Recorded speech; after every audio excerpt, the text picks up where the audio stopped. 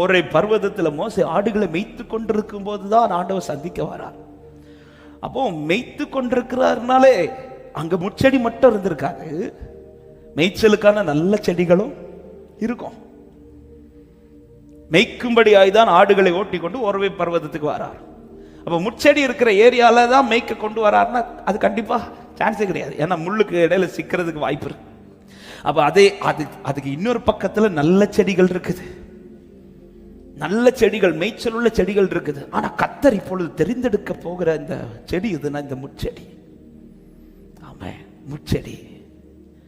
அந்த முச்செடியில் அவர் அக்கினி ஜுவாலையாய் அவர் எரிந்து பிரகாசித்த பிறகு மோசைக்கு அடையாளமே அந்த முச்செடியை மாத்திட்டார்.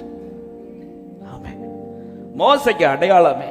அதுவரை அந்த முச்செடி கிட்ட நெருங்குறதுக்கு கூட மோசை பயந்திருப்பார். இப்ப ஆண்டவர் வந்ததும் மோசையே நெருங்க வைக்கிறாரு.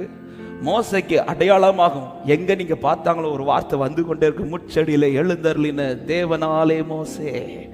மோசைக்கு இனிஷியல் எழுதணும்னா பாப்பா பேர் வராது, முச்செடியில எழுதறல.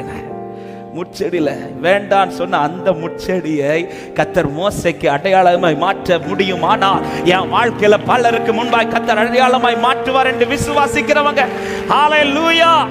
ஆண்டவரால கூடாதது ஒன்றுமில்லை.